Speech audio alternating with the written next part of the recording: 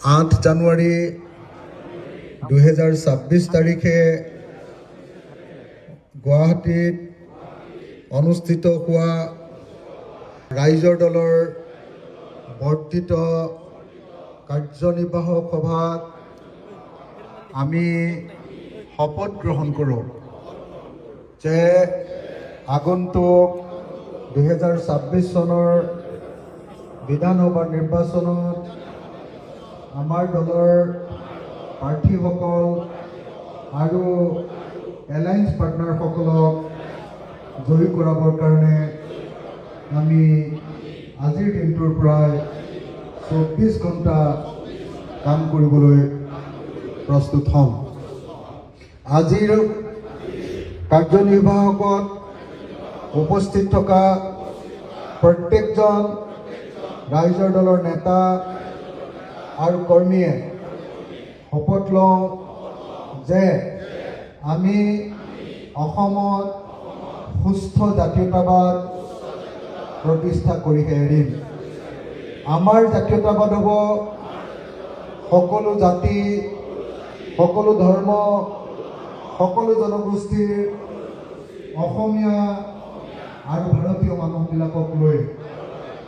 আমাৰ জাতীয়তাবাদ হ'ব সকলোকে সামৰি লোৱা ইনক্লুচিভ জাতীয়তাবাদ। আমাৰ জাতীয়তাবাদ হ'ব প্ৰগতিশীল জাতীয়তাবাদ। আমাৰ জাতীয়তাবাদে সদায় অসমৰ শ্ৰমজীৱী শ্ৰেণী, খাতি খোৱা শ্ৰেণী, শ্ৰমিক আৰু কৃষক আৰু কাম কৰি খোৱা মানুহ তেওঁলোকৰ পক্ষত অৱস্থান গ্ৰহণ কৰিব। গতিকে পঞ্চম প্ৰতিষ্ঠা দিৱসত আজি ৰাইজৰ দলৰ নেতৃবৰ্গ আৰু কৰ্মীসকলে শপত গ্ৰহণ কৰোঁ যে আমি অসমত ইনক্লুচিভ জাতীয়তাবাদ প্ৰতিষ্ঠা কৰিবৰ কাৰণে যুঁজ দিম, প্ৰগতিশীল জাতীয়তাবাদ প্ৰতিষ্ঠা কৰিবৰ কাৰণে যুঁজ দিম। আৰু যেতিয়ালৈকে অসমত আঞ্চলিক ৰাজনীতিক সবল ৰূপত, আদৰ্শগত ৰূপত প্ৰতিষ্ঠা কৰিব নোৱাৰিম, আমি সদায় যুঁজি যাম।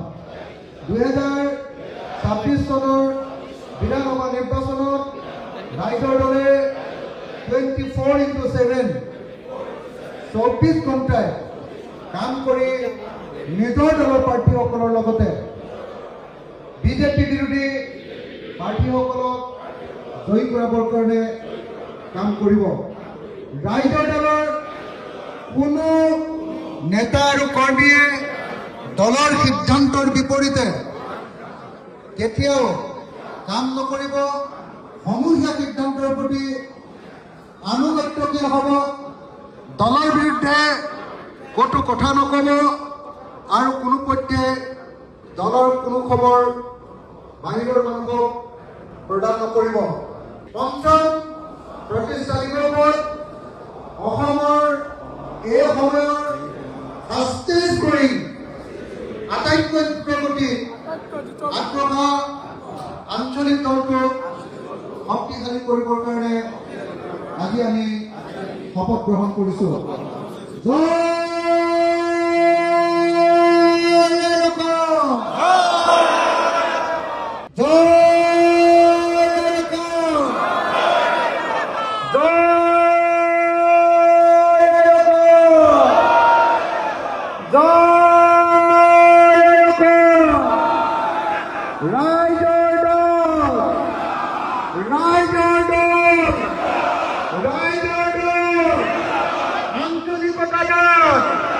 আঞ্চলিকতাবাদ, অসমীয়া জাতীয়তাবাদ, অসমীয়া জাতীয়তাবাদ, প্ৰগতিশীল জাতীয়তাবাদ, সকলোকে সামৰি লোৱা জাতীয়তাবাদ, ইনকলাব, ইনকলাব, ইনকলাব।